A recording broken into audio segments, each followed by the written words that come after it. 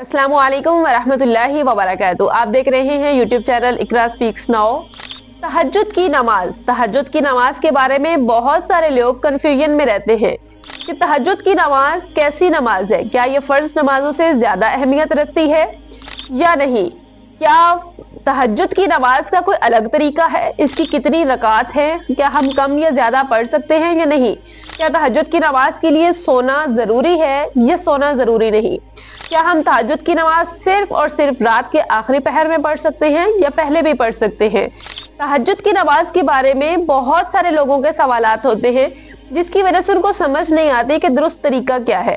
बिल्कुल आसान अंदाज में हदीस मुबारका से हम ये तमाम सवालात जानते हैं। तहज्जुद की नमाज, सबसे पहले तहज्जुद की नमाज की फजीलत फर्ज नमाजों के बराबर नहीं है।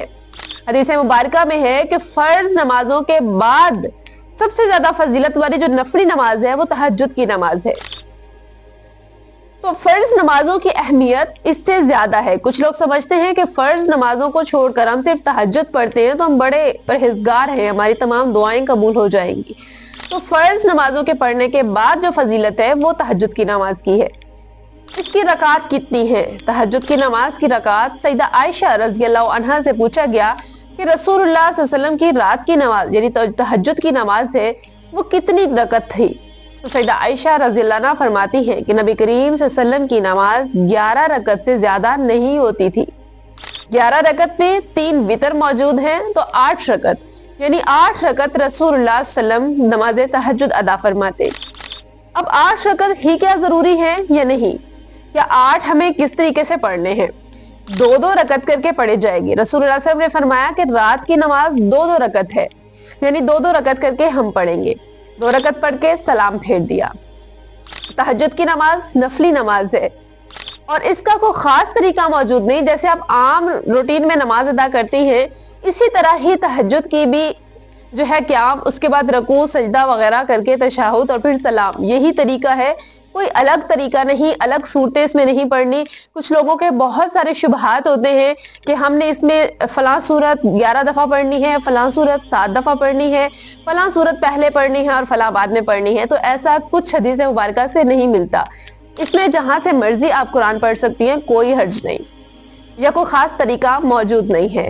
उसके बाद तहज्जुद की रकात तो कंफर्म हो गई कि 8 है। अब क्या हम 8 नहीं पढ़ सकते? तो क्या हम कम कर सकती हैं?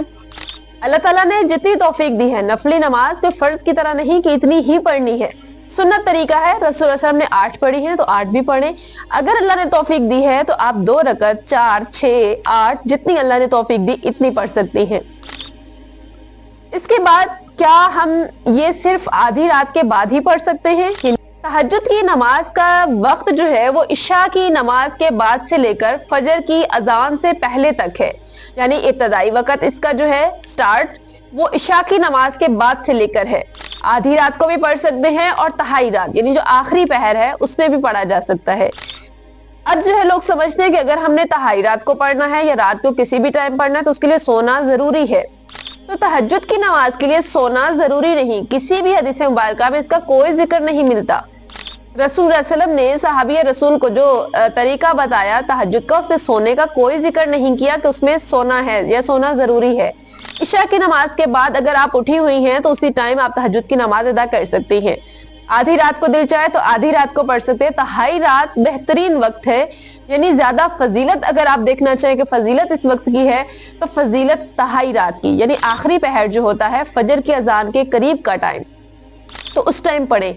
रसूलुल्लाह सल्लल्लाहु अलैहि वसल्लम का ज्यादातर मामूल इसी वक्त में था, आखिरी उम्र में इसी वक्त में ही पढ़ा करते थे तो इस वक्त में। लेकिन अगर आपको मामूल नहीं है उठने का और पढ़ने का दिल है तो रात किसी भी टाइम सोने से पहले भी इशा की नमाज के बाद पढ़े जा सकते हैं। आखिरी पहर रात का तहाई वक्त जो है, तहाई पहर रात का, इसकी फजीलत इसलिए ज्यादा है। हदीस मुबारका में अल्लाह ताला के बारे में है कि अल्लाह ताला रात को इस पहर में यानी आधी रात के बाद का जो टाइम है 7वां आसमान यानी आसमान दुनिया जो पहला आसमान है इस पर नज़ुल फरमाते हैं और यहाँ आकर अपने बंदों को पुकारते हैं कि कौन है जो इस वक्त पुकारता है मैं उसकी पुकार को सुनूं, कौन है जो इस वक्त मगफिरत मांगता है तो मैं उसको बख्श दूं। तो इस वजह से जो है वो इस वक्त की ज्यादा फजीलत है दुआओं के कबूल होने के लिहाज से। तो अगर कोई इस फजीलत को हासिल करना चाहे तो उसको चाहिए कि रात सोने के बाद दोबारा जब आंख खुलती है तो उस टाइम पढ़ ले, लेकिन वो इसलिए पहले बताया कि जरूरी नहीं है सोना। तहज्जुद के साथ ही वितर के बारे में बहुत सारे लोगों का सवाल होता है कि अगर हमने तहज्जुद पढ़ने हैं तो वितर का क्या तरीका होगा, यानी हमने वितर रात को ही पढ़ने हैं या तहज्जुद के साथ। अगर किसी का मामूल है तहज्जुद पढ़ने का कि बाकायदगी से तहज्जुद पढ़ रहे हैं, तो फिर वितर रात को इशा की नमाज के साथ छोड़ दें। बेस्ट ये है कि आप रात की आखिरी नमाज यानी जो नफल पढ़ने के बाद आखिर में वितर अदा करें, जैसा कि रसूल सल्लल्लाहु अलैहि वसल्लम का तरीका था। लेकिन रसूलुल्लाह सल्लल्लाहु अलैहि वसल्लम ने अबू हुरैरा रज़ियल्लाहु अन्हु को नसीहत फरमाई कि रात को अगर दोबारा आंख ना खुलने का खदशा हो कि आंख नहीं खुलेगी, तहज्जुद नहीं पढ़ सकूंगा, तो फिर रात को इशा की नमाज के साथ ही वितर पढ़ के सो जाएं। क्योंकि मामूल नहीं है तहज्जुद पढ़ने का, रोजाना नहीं उठा जाता, तो हो सकता है आंख ना खुले दोबारा उठ के पढ़ने के लिए, रात को ना पढ़ सके, तो ऐसा ना हो कि वितर रह जाए। तो ये उन लोगों के लिए सबसे बेहतरीन है कि वो इशा की नमाज के साथ ही वितर पढ़ के सो जाए। अब क्या हुआ कि मामूल नहीं था लेकिन इशा के साथ ही वितर पढ़ लिए। अब वितर पढ़ने के बाद रात को दोबारा नफल पढ़ने का दिल चाहा या तहज्जुद के टाइम तहाई रात में जो है दोबारा उठ के दिल चाहा कि अभी नफल अदा कर लूं, तो दोबारा कुछ लोग वितर तोड़ना और फिर पढ़ना और पता नहीं किस किस मुश्किल में पड़े रहते हैं।